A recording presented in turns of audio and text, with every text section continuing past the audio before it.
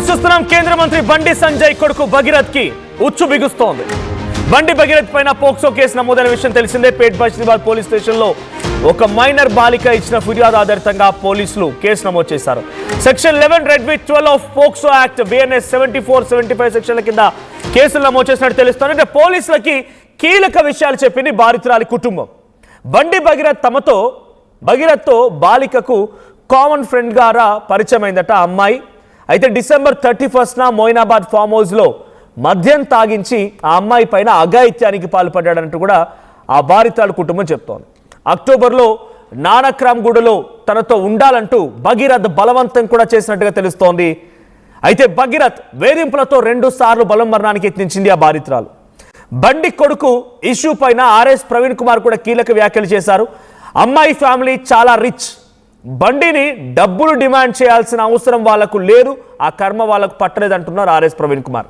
బండి సంజయ్ కొడుకు భగీరథ్ శుద్ధపూసేం కాదు, honey trap చేయడానికి జేమ్స్ బాండ్ 007 అంతకన్నా కాదు, అతడు ఖైదీ నెంబర్ 786 అంటున్నారు RS ప్రవీణ్ కుమార్. ఇక బాలికకి కేంద్ర మంత్రి కొడుకు భయపడ్డా? అంత సీన్ ఉంటుందా? ఆ బాలికకి ఆయన భయపడతాడా? భయపడి 50,000 రూపాయలు ఇస్తాడా అంటూ RS ప్రవీణ్ కుమార్ మీడియా సమావేశంలో కొంత ఆగ్రహానికి గురయ్యారు. ముఖ్యమంత్రి సిట్ వేస్తారా, CBIకి సిఫార్సు చేస్తారా? వ్యవహారం పైన ప్రధాని మోదీ సమాధానం చెప్పాల్సిందే అని చెప్పి RS ప్రవీణ్ కుమార్ డిమాండ్ చేశారు. ఒకసారి RS ప్రవీణ్ కుమార్ ఏం మాట్లాడారో చూద్దాం.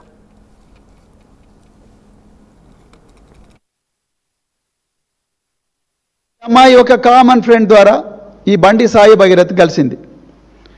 ఎంత ఘోరమయ్యా అంటే కేంద్ర హోంశాఖ సహాయ మంత్రి కొడుకు ఈ అమ్మాయితోని చాటింగులు, ఈ అమ్మాయితోని విపరీతంగా మానసికంగా వేధించడం, ఈ అమ్మాయి మీద 3 సార్లు మాకు వస్తున్న సమాచారం. ఒకసారి మొయినాబాద్ ఫామ్ హౌస్లో, ఇంకొకసారి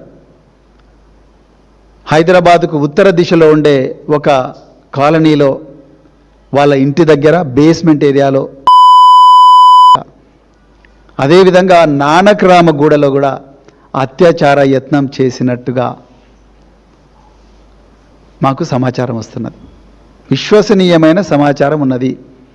మాకుండే సమాచారం మేరకు ఈ అమ్మాయి తల్లి ఈ ఆధారాలన్నిటితోని నిన్న పేట్ బషీరాబాద్కు అమ్మాయి తల్లి ఇద్దరు పోయినరు.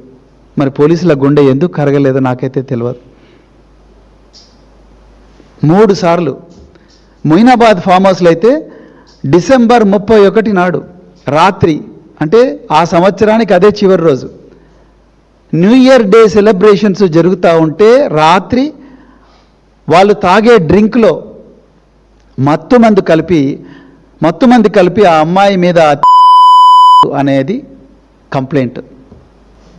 ఒక కేంద్ర హోంశాఖ సహాయ మంత్రి కొడుకు మొయినాబాద్ ఫామ్ హౌస్లో ఒక మైనర్ బాలిక మీద అత్యాచారం చేస్తుంటే ఈ రాష్ట్రంలో ఉండే ఇంటెలిజెన్స్ యంత్రాంగం, పోలీస్ యంత్రాంగం ఏం చేస్తున్నది?